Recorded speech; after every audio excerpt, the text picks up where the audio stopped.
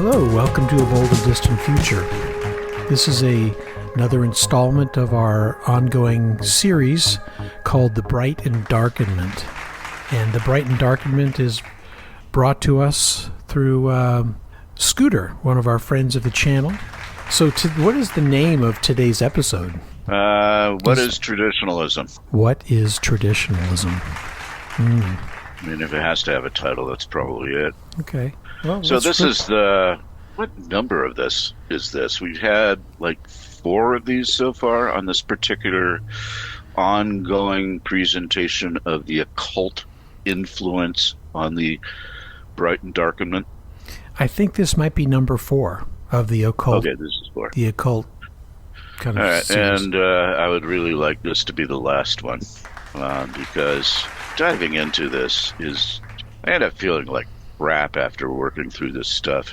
It's like I mentioned, it messes with the mind. Yeah, it's dark and it's brightly dark. brightly dark. Where's the attraction? Why are people attracted to this? They're still attracted to it, apparently. Apparently, yes. I think there's a number of reasons, none of which are particularly benign. So, do you want me to take off on this? Yeah, let's start. All let's right, talk about it. I wanted to start really, really quickly with Oswald Spengler. This book, The Decline of the West, which is in 2 volumes, and I can sum it up really quickly. Oswald Spengler believes that empires have a certain trajectory, and it's a cyclical trajectory. They first become, they sort of form, they go through a period of republicanism, but eventually things, the center cannot hold, things fall apart, W.B. Yeats, and eventually you get a Caesar figure who rises up out of the mass and takes control and everything, and then after that it's supposed to be groovy. Of course, that doesn't happen. You get into overextension. You have tremendous divisions.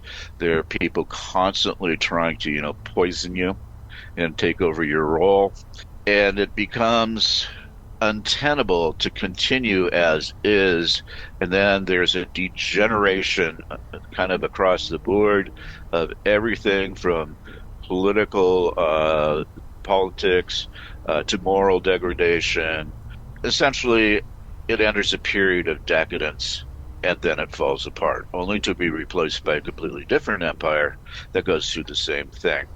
And what Oswald Spengler is saying is that the West, by which he means sort of the Christendom of Western Europe and to some extent North America, are in the midst of this decline. He holds to an idea that was espoused by Plato, that there's certain ages, and this should sound familiar from the last presentation, and we are in the last part of this cycle, which he refers to as the Iron Age. That's right. That's Plato, not Spengler, that calls it that. But Spengler builds off on this, and his basic thesis is that history is not linear as such. It's more of a spiral, but it goes down the drain and then kind of pops back up somewhere else. And then that goes down the drain and it pops back up somewhere else. And we are in the midst of going down the drain. There's not a damn thing we can do about it. Does he look at other empires, like the Roman Empire, for instance? That he works off the Roman Empire. So he's modeling that, looking at that model. Yeah. And were we saying that the Roman Empire lasted about 260 years? Which no, much longer than that. Was it longer? At least double that. It lasted about 500 years. But that period that we're talking about, prior to Caesarism, was about 250 years.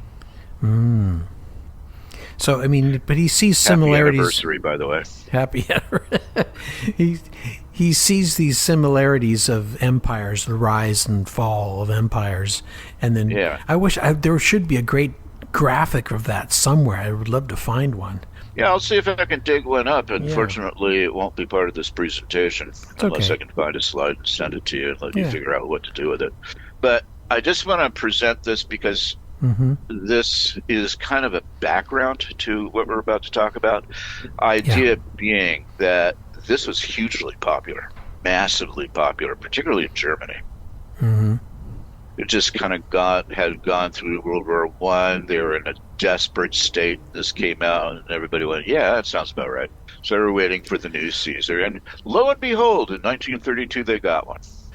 And this cyclical view of history, you were also talking about it relating to the Hindu, yugas, The Kali Yuga. the Kali Yeah, yugas. it's So it's basically kind of the same thing. And interesting. just like the Kali Yuga, once you're in it, you're stuck. You gotta kind of go through the whole thing, which in the case of the Kali Yuga is something like 4,000 years. Right. They have a longer And time frame. yeah, so we've got a ride ahead of us, and then of course everything ends up in this kind of massive apocalyptic. Um, what is the word I'm looking for? Event. I'll go with event. Mm. Apocalyptic event where everything just sort of crashes and burns, and you have kind of like a dark age. Well, everybody gets their shit together, and then you rebuild. So this is how we left off in the last episode. So we're jumping from this into traditionalism. How does traditionalism relate to? Thank you. How does traditionalism relate to Spengler's cyclical view of history? Where does Two that? ways. Yeah, tell me. First is that they're in fundamental agreement with his pessimism. Hmm. They see modernity as the beginning of a season of decay. They see particularly egalitarianism and it's the various offshoots, democracy, socialism, communism, as indications of that decay. Because you're moving away from the natural order, and the natural order will be restored once the Kali Yuga is over, and we re-enter the Satya Yuga, which is the golden age, and that lasts for about 1,000,000 years, literally. Now, one thing I should say is they believe that this cycle's happened many times. We're talking huge timelines, massive timelines, go well back, well before recorded history. Hmm. So there's this sense of mythology that underlies the whole traditionalist project that includes, remember, we talked about Hyperborea. Right. Mm-hmm. It includes a belief that there was such a thing as Hyperborea, perfect or damn near perfect society located in a lush temperate zone in the Arctic. I Hmm. sort of mull on that for a second, and that these our predecessors, our forebears of current humans, lived in this place in a hierarchical society with a very, very stiffly enforced caste system that was led by priest kings. You remember that? We talked Right. about that. Yeah, you're right. Yeah. Right. So the guy on the left is Rene Guinaud. The guy on the right is Julius Evola. Not really sure what's going on with his eye. Yeah, I looks think like it's a he's wearing. monocle. Yeah, he's wearing a monocle. Yeah, yeah. He was big on affectations. So those are two people I want to talk about, and we'll start with Rene. But before that, just want to mention a couple of books, particularly this author. Um, Mark Sedgwick is a expert on this whole traditionalism project, the radical project for restoring sacred order. Yeah, that's a picture of him on the right talking to some guy with a great big picture of Rene Guinaud behind him. Hmm. Uh, so just wanted to mention that as getting a lot of information from Sedgwick that plays into what we're talking about right now. The other one we've talked about before is Dark Star Rising by Gary Lockman. You remember the guy from Blondie? Yeah. Yeah. Right.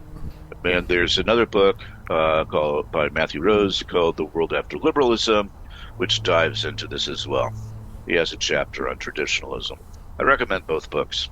Actually, I would recommend both books and everything by Mark Sedgwick. Hmm. He also has a blog, Mark Sedgwick does, which is worth looking at. So, Rene Guénon. I hope I'm pronouncing that right. How's your French? Horrible. I don't think mine is much better. It's Anyway, fine. there's a picture of Rene. Seems like he would have been an interesting guy to draw. Yeah, very strange features. So is he more of a religious thinker, a spiritual thinker, or a political thinker? It seems he's more religious. Here's the difference between him and Evola. He is not a political thinker. Mm. He is, in fact, a French metaphysician, writer, and editor who is largely responsible for laying the metaphysical groundwork for the traditionalist school of thought in the early 20th century. Does that answer the question? Right, exactly. Okay. Just read this really quick so, you can read along if you'd like. René Guénon was born in, Below? God knows how that's pronounced, France in 1886. He grew up in a strict Catholic environment and was schooled by the Jesuits. As a young man, he moved to Paris to take up studies in mathematics at some college. However, his energies were soon diverted from academic studies. In 1905, he abandoned his formal higher education studies. He submerged himself in certain currents of French occultism and became a leading member in several secret organizations. I don't know why they're called secret. I mean, you can look up. All of these are in the phone book. But their activities are somewhat shaded or clouded or whatever. Yeah, Maybe. Yes and no. I mean, you can read up on all of these. They're not exactly secret. So he is involved in several not-so-secret organizations such as Theosophical, Spiritualistic, Masonic, and Gnostic societies, whatever the hell that is. Though Guénon is later to disown the philosophical and historical assumptions on which such occultist movements were built and to contrast their counterfeit spirituality with what he came to say as a genuine expression of traditional esotericism. He always steadfastly opposed contemporary European civilization. There have been suggestions that during this period, Guénon received either a Taoist or an Islamic initiation, or both. He did receive an Islamic initiation. I don't know about Taoist. Some guy named Whithall Perry has suggested that the catalyzing element was Guénon's contact with representatives of the... Which guy went to India? Craig or Eddie? He lived in India for like 10 years. Yeah, he did. Yeah, I wish he was here. He could help me pronounce this. Advaita School of Vedanta. It was during this period he embarked on a serious study of the doctrines of Taoism, Hinduism, and Islam. The years 1927 to 1930 mark another transition culminating in his move to Cairo, his conversion to Islam, and initiation into the Sufis.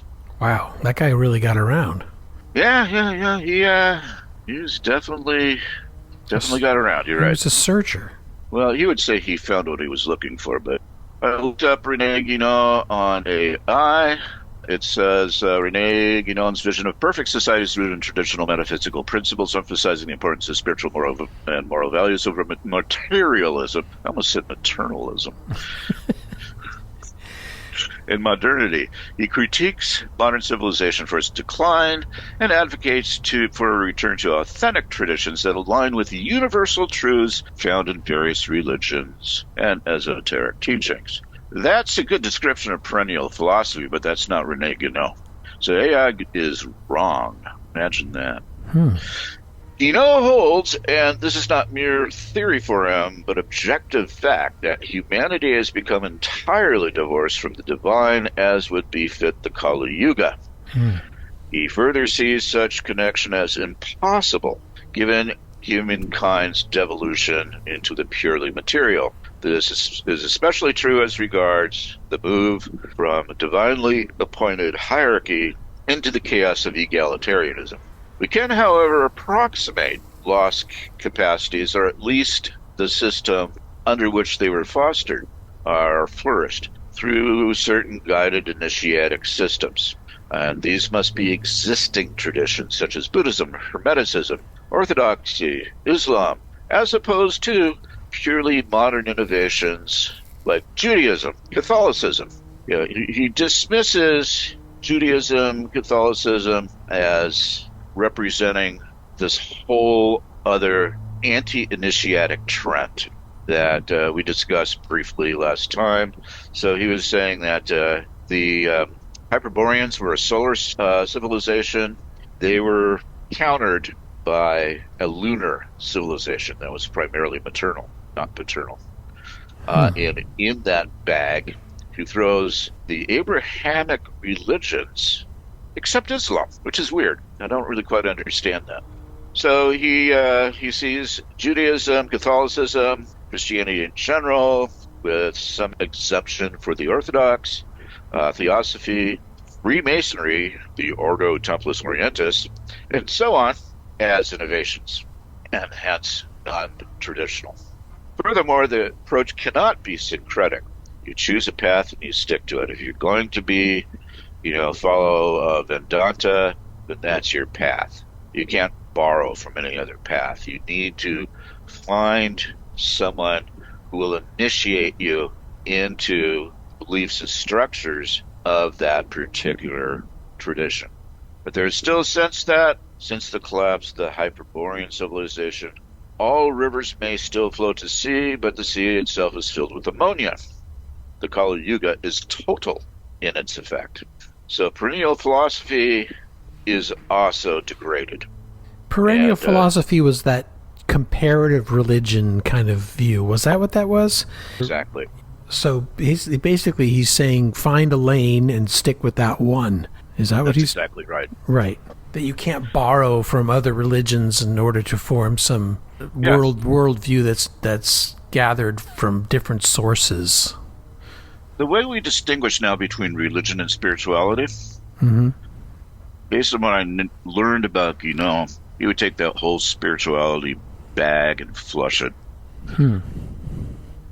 You cannot be spiritual without having placed yourself within a tradition that defines spirituality along the lines that Guénon is talking about.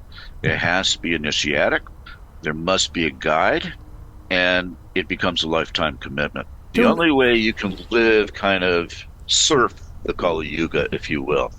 I wonder what the appeal of the initiatic system is for him. Is it in order to weed out, I don't know what, people that are just stopping by to check it out? They keep the devout together and weed out the invaders of that? I don't think it's quite that. I think he sees the initiatic system as absolutely necessary. And most religious systems do have an initiatic path. You have, like we talked about the other day, you have the exoteric, which is what everybody sees, right? The sacraments, the mass, da-da-da-da-da. Right. Then you have the esoteric, which is when you start moving into things like contemplative prayer. But the Orthodox are huge on that. Catholics are big on that too, but not quite to the same level as the Orthodox. Protestants know what the hell they're doing. When it comes to this, they have vague ideas of sanctification, but they don't really get the whole idea of mastering a spiritual practice within a tradition. Well, it's pretty obvious in the Dharmic religions, meditation, yoga, these kinds of practices, which you can't really pick up on your own. How do you mean? You need a guide. I see. You need a guide, right, to take you in and take you through. Yeah. Or dropping acid. I don't know. Pick your tradition. Right. You need that spirit guide to help you through. So that's pretty much Guénon. He wrote a bunch of books. I have Crisis of the Modern World, which I've read and may have to reread. This stuff is pretty opaque. The big book, along with Crisis of the Modern World, is The Reign of Quantity. All right, The Reign of Quantity, read that title for me, would you? The Reign of Quantity and the Signs of the Times. Yeah. As opposed to quality. Right, it's the reign of quantity. Interesting. So, basically, we're living in a materialistic era where the quality of life, as predicated upon spiritual practice, is lost. And we now have a truly materialistic consumerist society in which all people are equal, by the way. That's a bad thing. Hmm. And you know, hence kind of rolls into more and more consumerism and the reign of quantity and so. And he's got perspectives on initiation, spiritual authority, and I thought this quote was really interesting. I'm going to spend a minute or two on this. He says, Kino does, no one can deny that the feudal wars, which were quite localized and subject, moreover, to restrictive regulation by the spiritual authority, were nothing compared to the national wars that have resulted following the Revolution, speaking of the French Revolution, and the Napoleonic Empire. In armed nations, we have seen in our own day new developments, hardly reassuring for the future, by compelling all men indiscriminately to take part in modern wars. The essential distinctions among social functions are entirely ignored, this being, moreover, the logical consequence of egalitarianism. So, World War One, World War Two, and all the subsequent wars are being fought by regular guys. Hmm. Uh, they're not being fought by the social strata of the warrior. Where are they? And Where are they fighting? They're another. uh, They're another they don't level. exist anymore, These not are as such, these are the high because the level. hierarchy is gone. Right. If you look at the Hindu caste system, you've got the Brahmins on top, then you got the warrior class, then you got the merchant class, then you got the bozos like us, and then Right. you've got the Dalits, the untouchables. Right. So war is now fought not by the warrior caste; it is being fought by the bozos, our caste. Hmm. It's an interesting thought, but he's suggesting that hierarchy brings with it this sense of sort of almost a birthright. You're born in the caste of warriors, you get to be a warrior. And there's all sorts of stipulations about that. The best example I can think of that is chivalry. Hmm. The knights had to follow a code. And you cannot expect bozos like us to follow a code. So we end up in these wars of absolute attrition, which we're seeing on the planet right now. To They argue that we are, bombing Lebanon because we don't have a priest king, nor do the Lebanese for that matter. I mean, nobody has a priest king anymore. So it seems like he's in favor of a caste system as a Oh, way absolutely. of organizing what? Organizing society and the world, right? The ideal society is one that is led by a spiritually attuned monarch, where everybody knows their place and does their job. Hmm. Think of a CEO, only he's spiritual and wears robes. Wow. Okay. I can hear the dark enlightenment Oh philosophies yeah, popping through them in this guy's view of the world. It's very interesting. exactly why we're talking about this stuff. Right. Yeah. All right, moving on. Julius, that's a picture of him. Do you know the name, by the way? I mean, other than from here, Julius Avila? No, I've never come across him or read anything about him or. Yeah, let's talk about Julius. First off, before he became an asshole, he was a painter, an artist. He was aligned with the futurist movement, and he moved into Dada. And here are three of his paintings. Oh wow. I have the original Italian titles, and then I've gone ahead and offered a translation. So it sounds like he is not against modernism, or maybe that's just the artwork. This is his early work before his ideas. This is before he really moved into this whole kind of occult esoteric realm. Hmm. But yeah. Now the thing we need to remember, like I said, he's a futurist, was a futurist, is futurism itself has this, what's the word I'm looking for? Well, it advances the notion of force right? Mm-hmm. I don't want to say it's all mechanistic because I don't think that's fair to the futurists, but there's definitely this idea of not exactly blood and iron, but damn close. So, a guy who eventually becomes kind of a crypto fascist, this would appeal. It's kind of authoritarian. Is that the word? Authoritarian view? Well, yeah, the futurists kind of saw themselves as a step apart, as oftentimes is true with artists from the rest, the Hmm. norms.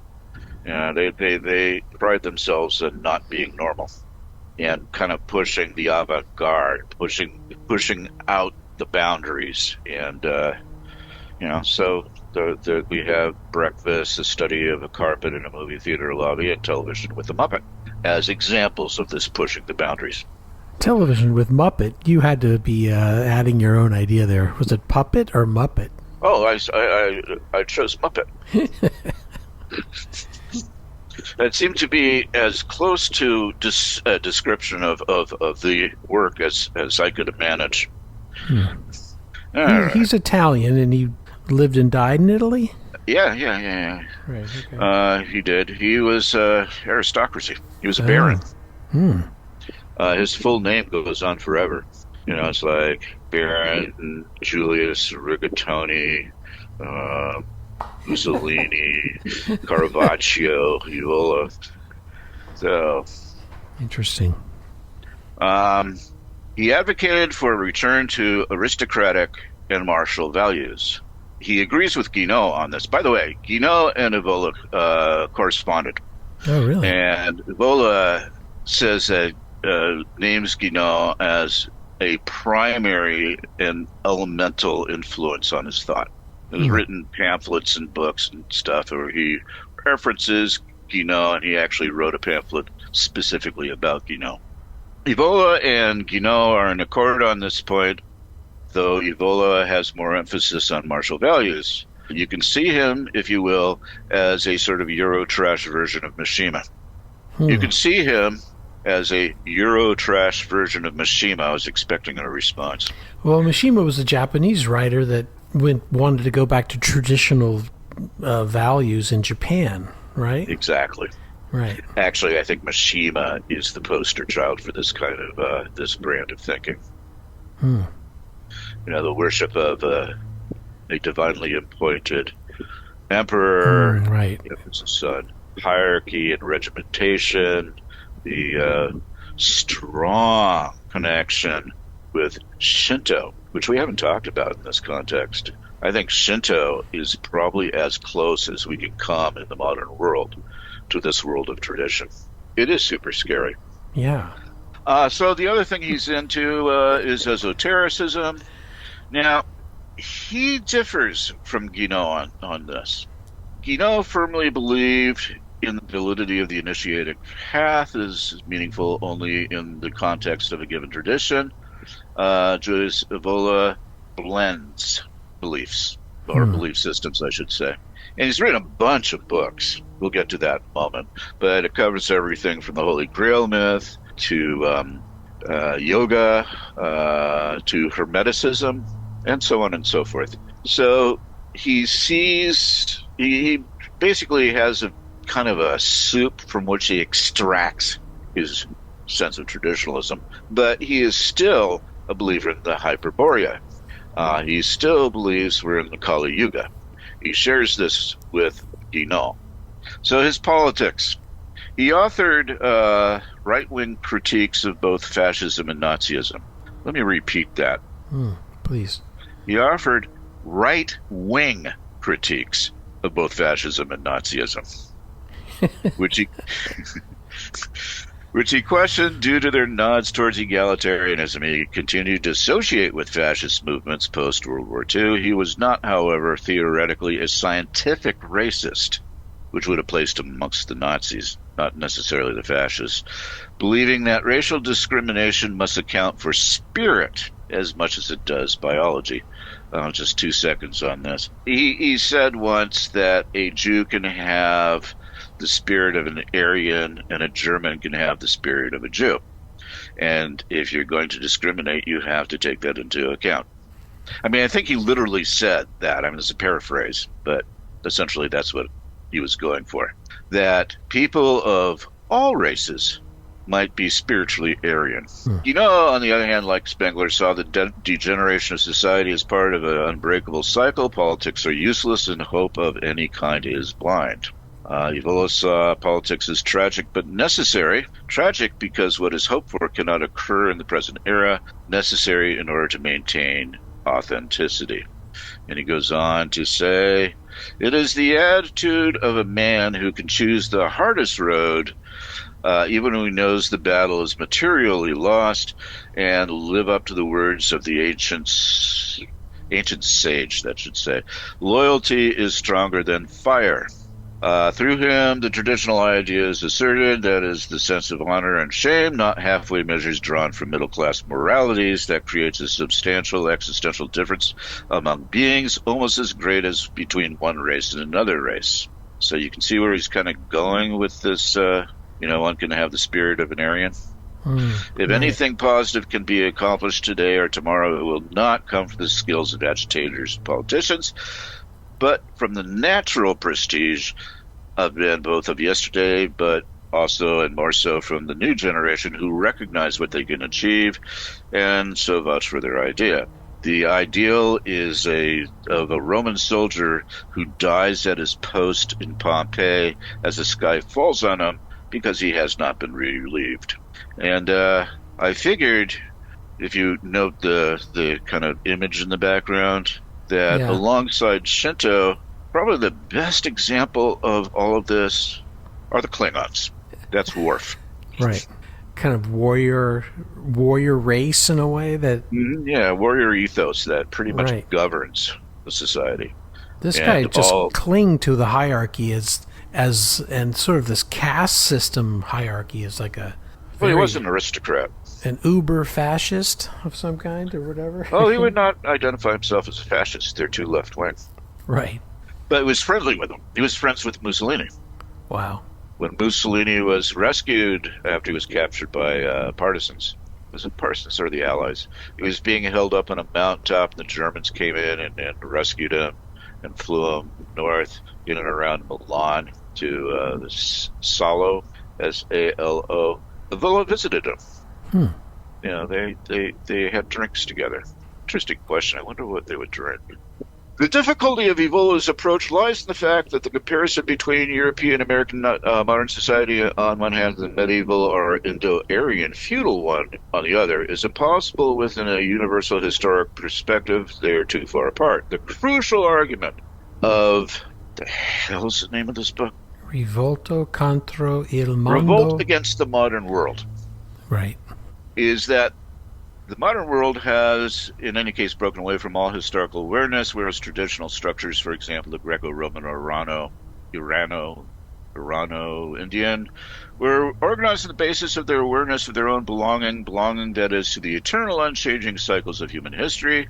The ancient world at the time of Plato were aware of everything recurring in history. The worst age, the Age of Iron, would necessarily be followed by a new golden age.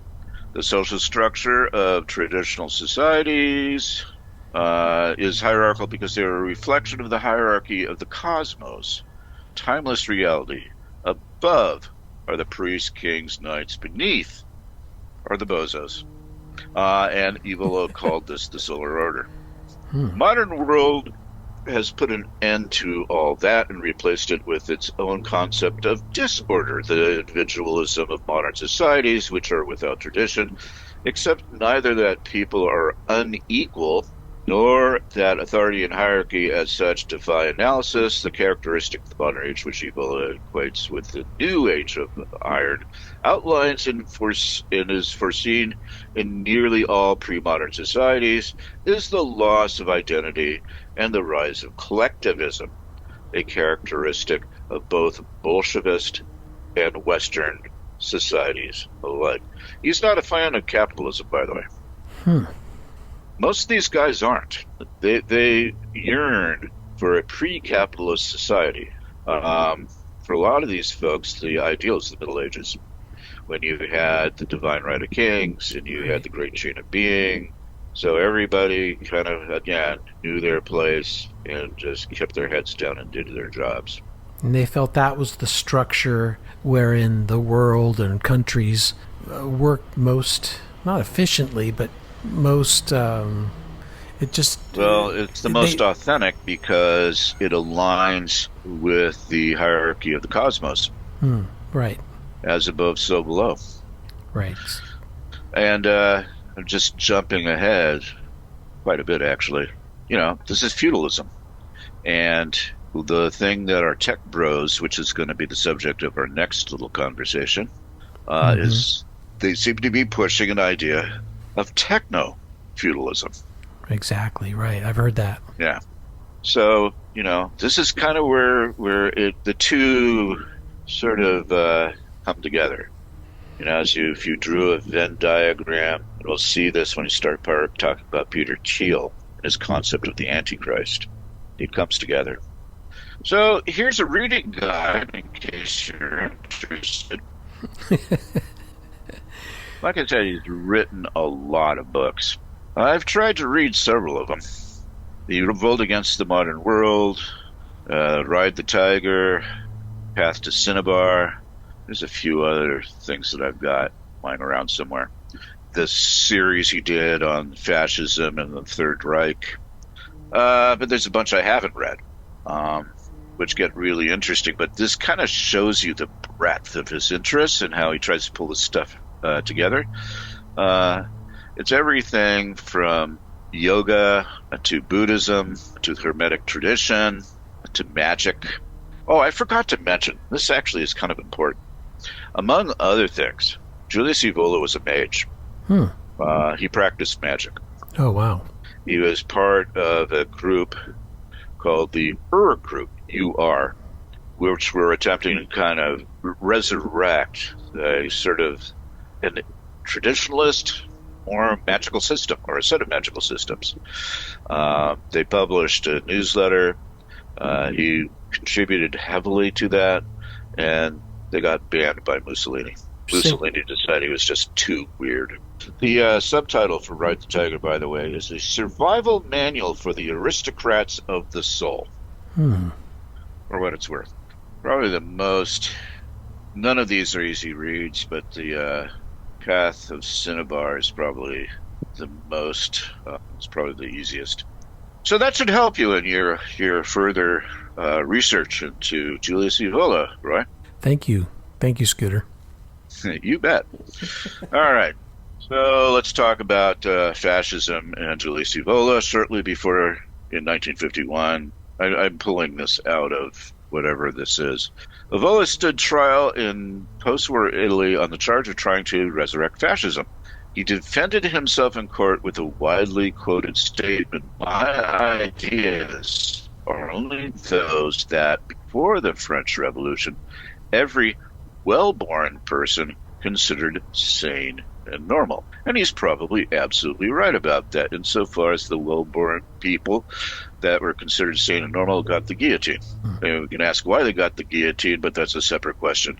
We say individualism in the bad sense because we are dealing with the individual as an abstract atomistic and statistical unity, not as a person, because the quality of a person, that is a being that has specific dignity, unique quality, and differentiated states. This is a quote from Evola, so you can kind of get a sense of exactly what it's like to take a dive into his thinking. It is obviously negated and offended in a system in which one vote is equal to that of any other, where the vote of a great thinker, a prince of the church, an eminent jurist, the commander of an army, and so on, has the same weight as the vote of an illiterate butcher's boy, a half-wit, or the ordinary man in the street who allows himself to be influenced in public meetings and votes for whoever pays him. Now, this is a quote from fascism as viewed from the right.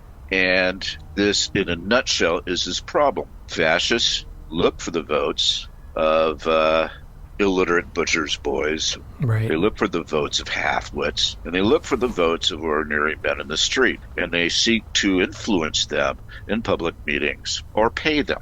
So his beef with fascism isn't so much the premises from which fascism arises. He's largely in agreement with those, but it is the methodology by which they gain power. They rely too much on the common man or woman or whatever. They do not weigh political power according to this sense of quality of the well-born.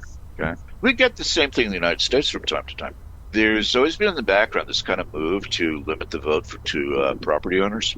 And you definitely saw it with Jim Crow. All the barriers that were thrown up to keep the formerly enslaved from voting. And you're beginning to see it now with Trump's attempts to limit voting. Interesting. So it's fundamentally anti-democratic. Yeah. So that was his problem with Mussolini. Too democratic.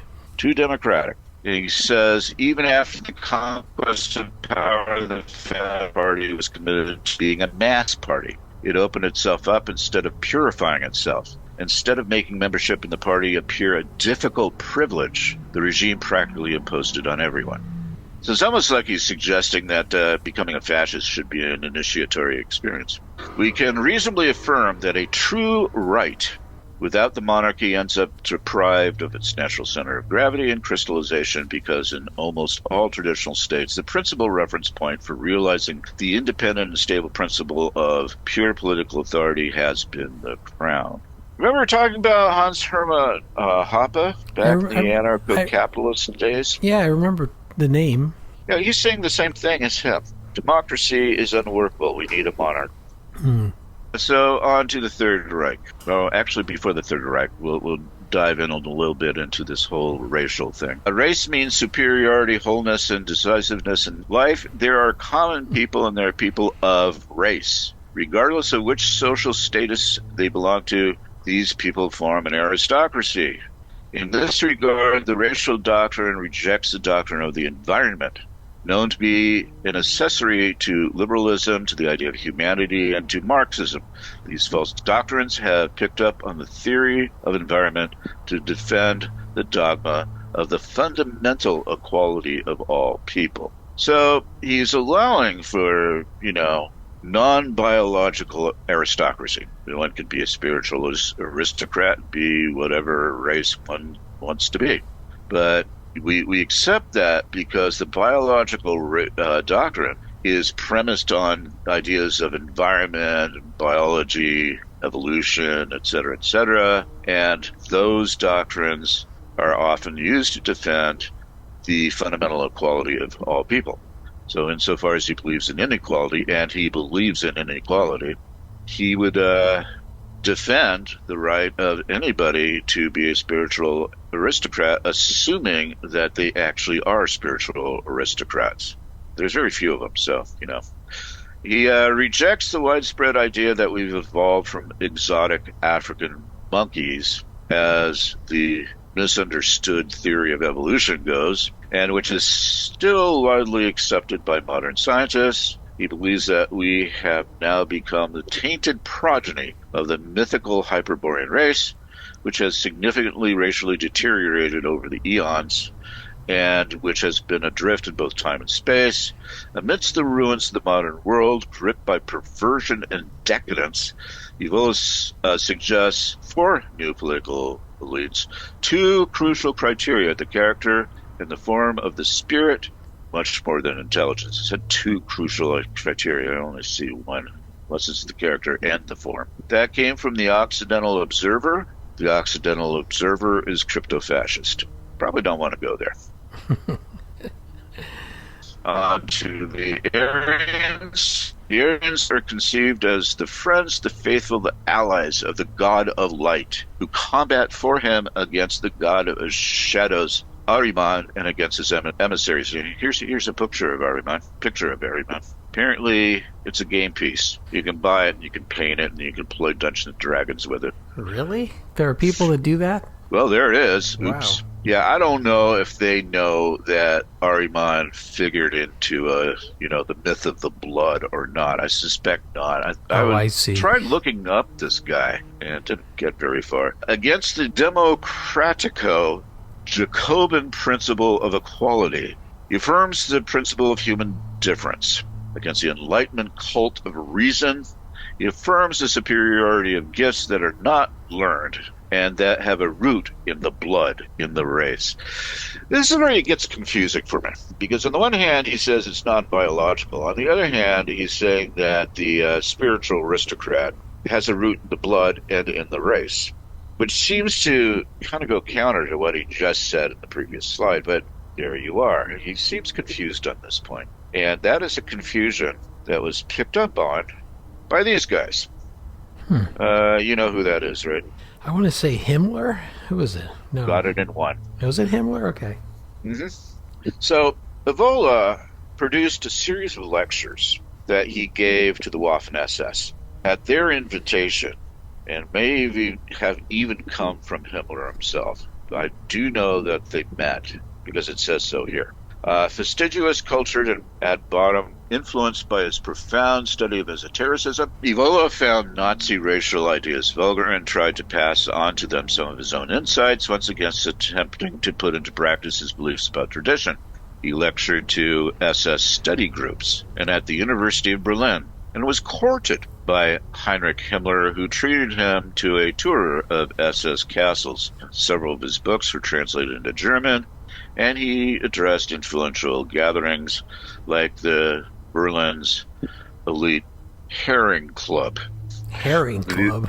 Well, Herring Club, yeah. This cachet had a great effect at home. 1938, when Mussolini enacted his own race laws, he used Evola as his guide. So, yeah, he and Himmler got along really well. That's a picture of him and Himmler, by the way. If there was such thing as a herring club, I might join. Okay, so we're making a huge jump here. So what does this have to do with us? Why do we care? All of this stuff about the spiritual elite, about the hierarchical nature of society, about the necessity of a certain level of regimentation and division into a caste system. What's that got to do with us? Trumpism has emerged as a unique phenomenon combining a long, marginalized, national populist agenda of paleo-conservatives. We've talked about paleo-conservatives. With an unexpected shift in Silicon Valley, we're going to talk about these guys, where influential high-tech tycoons have begun aligning with conservative politics. Thus, Trump's second term has become the final chord in the geopolitics of a multipolar world, marking the overturning of the entire liberal globalist ideology. Trump and his ideology categorically reject any notion of internationalism and rhetoric about universal human values, world democracy, or human rights. So, anti-egalitarian, anti-democracy. I'd add anti-Christian, but I don't know who, the audience is going to be. Instead, Trump appears to envision a final rupture with both the Yalta system and the unipolar globalist movement. He's therefore set out to dismantle all international institutions that symbolize the past 80 years, the UN, the globalist structures, and even NATO. Trump sees the United States as a new empire and himself as a modern Caesar. So the pieces begin to fit together here, aren't they? A little bit. When you say the Yalta system, do you refer to the Yalta Conference and the... Yeah, they essentially determined what the post-war world would look like. Right, so it's like England, Russia, and America? That's kind of... Were there more people involved in that, or just those? Probably, but I don't know who they were. But you named the major players. So I'm not saying that Trump has ever read Julius Evola. I rather doubt it. But Steve Bannon has. And thinks fairly highly of him. Steve Bannon himself is something of a traditionalist. He got interested in esotericism when he was, I think, in the Navy, Air Force, in the military, and was introduced to Evola. Has read him, and from all available evidence, seems to be trying to implement him. And then the other guy that was really, really interesting is Alexander Dugin. Do you know of Alexander Dugin? No, this name I don't know. Alexander Dugin is the Putin whisperer. He has well, it kind of goes off and on again, but he has Putin's ear. He's written a series of books, the most famous of which is The Fourth Political Theory. He's a guy who's developed the idea of Eurasianism. You know, Russia from Vladivostok to Lisbon, where Russia becomes the face of Europe, and Europe itself is led by a traditionalist monarch based in Russia. The common themes of the collapse of Western civilization and the loss of transcendence in books such as Guinot's Crisis of the Modern World and Evola's Revolt Against the Modern World are what drew Bannon's interest in traditionalism. Vladimir Putin's chief ideologist, Alexander Dugin, who Bannon himself has cited, translated Evola's work into Russian and had later developed a Russian nationalist variant of traditionalism known as the aforementioned Eurasianism. So he's got Putin's ear, Bannon's got Trump's ear. Both are familiar with Evola, Dugin to the point where he's actually translated Evola into Russian. So this is why I'm making a case that this guy's important. It does a direct kind of link, I want to say a spiritual foundation, if that's the right word, between Trump and Putin. They're both coming from the same kind of ideology. Weird. So we have a new political reality premised on the existence of a non-existent Hyperborea filled with gelatinous people. Remember that we are in a dark place. Where the hell are we? Yeah, it's pretty mad. Yeah, it's crazy. All right. So further evidence of traditionalism in America, United States, is the existence, or the one-time existence, of this party, the Traditionalist Workers' Party. That was an American phenomenon, regardless of what that thing on the left is. Those are both kind of insignia, I guess, or signs, symbols associated with the Traditionalist Workers' Party. Family, faith, and folk. They're quite explicitly Nazi, or were. They actually have relations with a group called Atomwaffen, which is basically a terrorist group in the United States. So, you know, the stuff penetrates. Perhaps the most ironic advocate of Evola's ideas is Michael Monahan. You ever heard of this guy? I haven't heard of him either, no. You familiar with that book? No, not at all. Okay. An Oregon-based industrial musician. You know what industrial music is? Yeah, kind of. All right. His group Blood Access released a CD in 1995, The Gospel of Inhumanity, which featured readings from Nietzsche's Thus Spoke Zarathustra, as well as the poet Ezra Pound's work. Pound was imprisoned for his pro-fascist propaganda during World War II, eventually committed to a mental hospital, and then returned to Italy. And in addition to Pound, Nietzsche, he also included readings from Charlie Manson. So, you know, not really a guy you'd want to call up, you know, for a babysitting service. Monahan has been a devotee of the Church of Satan, as well as a supporter of some guy I've never heard of, who is apparently a neo-Nazi. And he wrote and published Lords of Chaos, an investigation of far-right neo-fascist black metal groups. Most recently, he's edited an English translation of Evola's late political work, and Among the Ruins. So it's impacting popular culture as well.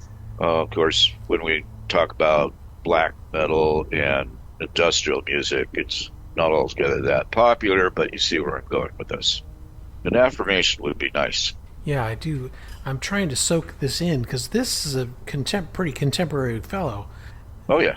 Who's making music and art based on some of these ideas. Weird. Well, he serves almost as a bridge, doesn't he, between Satanism and this stuff. Fascistic traditionalism as an outgrowth of his time with the Church of Satan and his support of Nazis. He actually produced a magazine for a while called Tyr, Tyr, that was devoted to these ideas. It was a traditionalist-focused magazine. Okay. He's published some stuff with Feral House, I believe. Could be wrong about that, but I think this book in particular was Feral House. So, by the early 1970s, a half-paralyzed and grimly pessimistic, Evola held forth to wide-eyed young neo-fascists. This is coming from the book by Lockman, Dark Star Rising. Mm-hmm. Okay. He held forth to wide-eyed young neo-fascists who absorbed their and right invectives against the intolerable modern world, along with reminiscences of Hitler, Himmler, and Il Duce. I didn't see this mentioned, but if he's having reminiscences of Hitler, it suggests he actually met Hitler, too. Nothing in this system deserves to be saved, he told them, and by all accounts, they seem to have taken this to heart. Some of those who frequented the stuffy rooms, as Palazzo and Corso Vittorio Emanuele in Rome, later carried out the barren struggle to make the world safe for virile spirituality, some by writing far-right tirades themselves, and others by courageously blowing up innocent people. To wit, a major attack came on August 2nd, I don't know what year, when a bomb in the Bologna railroad station killed 85 people, wounded hundreds more. Many of the victims, including children, were maimed horribly. The event punched a hole in the nation's psyche, which is what its authors intended. Why am I talking about this? Why just pull this out of the dark? When the investigation began to close in, several members of the Nuclei Armati Rivoluzionari, an influential far-right group, fled the country to Britain. One man, however, whose name was mentioned by all, had no need to fear the police, as he had been dead for the last 6 years. But if a single person could be held accountable for the Bologna bombing, the dead man was a good candidate. Here's his full name. His name was Giuello Cesare Andrea Evola, better known to as Baron Julius Evola. So, kind of coming at this sideways, but what I'm trying to suggest is that Evola's ideas had consequences and still do. In this case, is a group of insane, mad, proto-fascist right-wingers who blew up a bomb at the Bologna railroad station. Do you remember this? I don't remember. No, I don't. Well, this is a long time ago. This is like in the 70s, I think. Maybe the 80s. But yeah, it was terrible. It was massive destruction, and they're comparing it here to the Omagh bombing in Ireland, in Northern Ireland, and to 9/11. The impact that those events had on their respective countries is similar to the impact that this had on Italy. And obviously, they're going for mass murder, and obviously, they wanted to take out as many people as they could. The reason behind this is Bologna had just elected a communist government. Ah, I see. After Evola's death and his posthumous notoriety, his ideas reached the English-speaking world. His ideas came to us via the Nuclei Armati Rivoluzionari, because they fled to England and connected with the National Front. And we're talking like in the 70s or 80s. We're talking probably late 70s. Right. Evola became internationalized as a result, not only, in England, but also Germany, also the Nordic countries, France, obviously Italy, and now the United States. Up to a certain point, this was a European phenomenon, but it's reached these stores. You can buy all of Evola's works, and they're not hard to find. I mentioned at cult bookstores the other day. Right. You could start there. Okay. Considered by some to be the greatest traditionalist thinker of the West, Julius Evola has always had uneasy relationships with the Italian social movement, right-wing movement associated with fascism, while exercising a certain influence in the most radical circles. The Theses of Revolutionary Action, in its time, then the Ordine Nuovo, the New Order, the Avanguardia Nazionale, the National Vanguard. Evola kept to the margins of fascism during the Ventennio. The Ventennio is the 20 years in which Mussolini ran the country. Mm. Despite his critiques, he would nonetheless remain in solidarity with the Italian Social Republic. Ever heard of this movie? No, I haven't. Salo. When you mentioned that city before, oh, by Pasolini. Yeah. I don't know that film. Yeah, this is an entertaining, informative, and inspiring documentary about the Italian Social Republic, um, which I would highly not recommend unless you are really in an interesting place in your life. Oh, is this the film that's got depictions of horrible actions happening and like even a rape on camera and all this kind of other stuff? Oh, That, Jesus, more than one. yeah, I've heard about this film.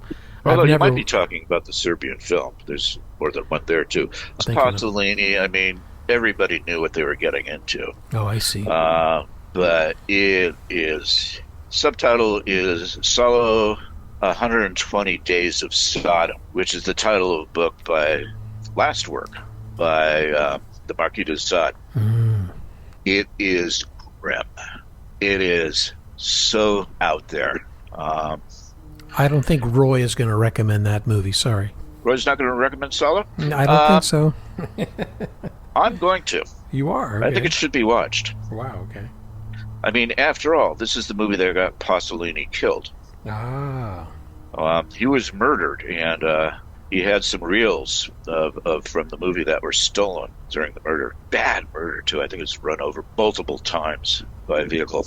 I saw a movie about his death, I believe, and it was played, like a narrative, like played by other actors, and about his murder. I think there was a film about it. Yeah. Anyway, Salo takes place in the Italian Social Republic. It's Pasolini's reaction to fascism.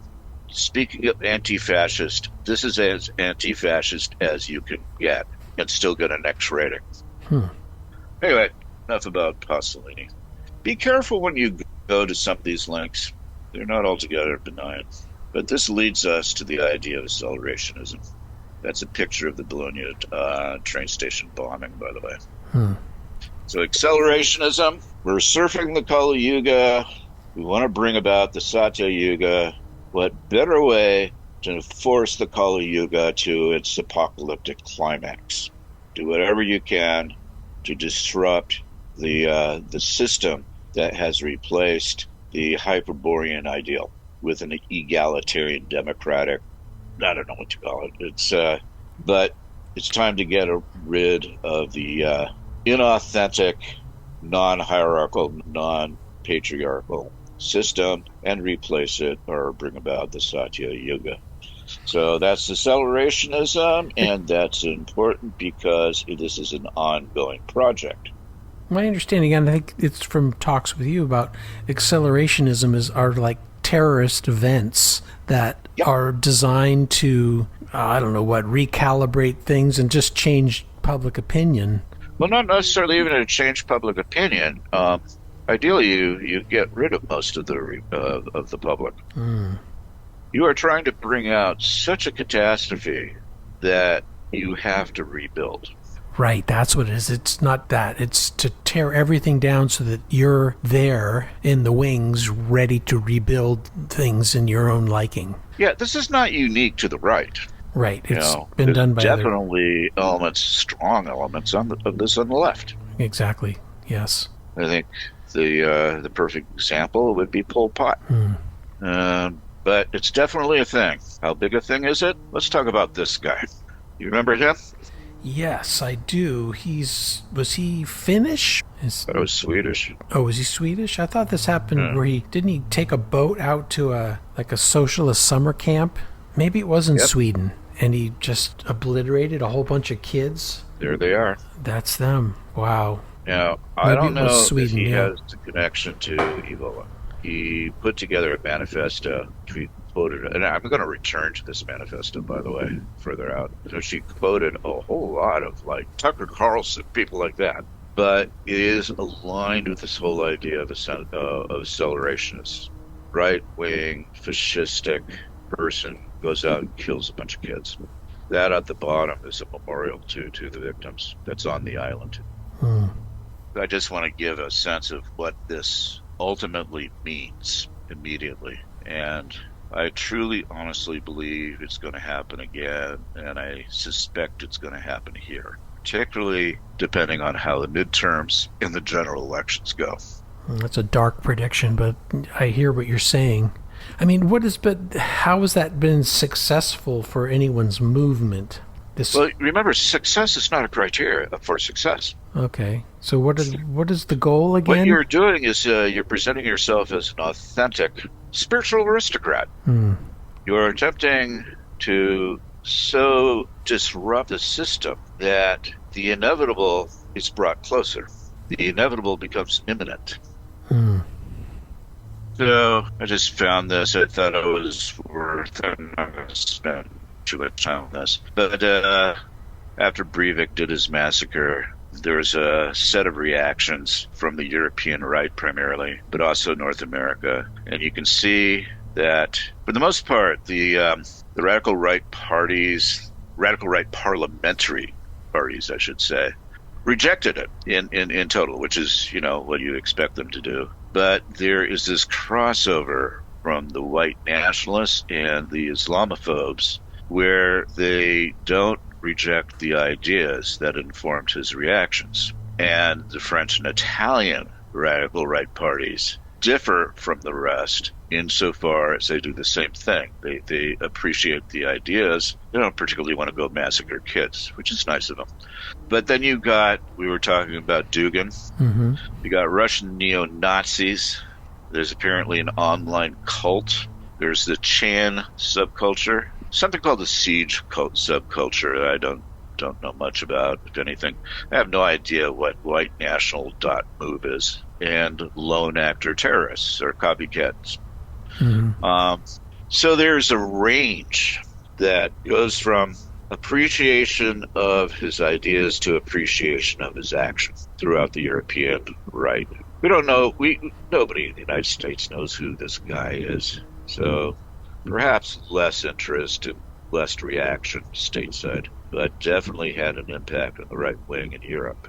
And everything that happens to the right wing in Europe eventually finds its way across the pond. So I'm going to send you a link to this, and you and I could discuss how we can include a bit of music here. But the one thing I want to note is that there is this music genre. We talked about this some time ago, you and I, called neofolk. There's both martial, shades of industrial, and neofolk, which these guys are.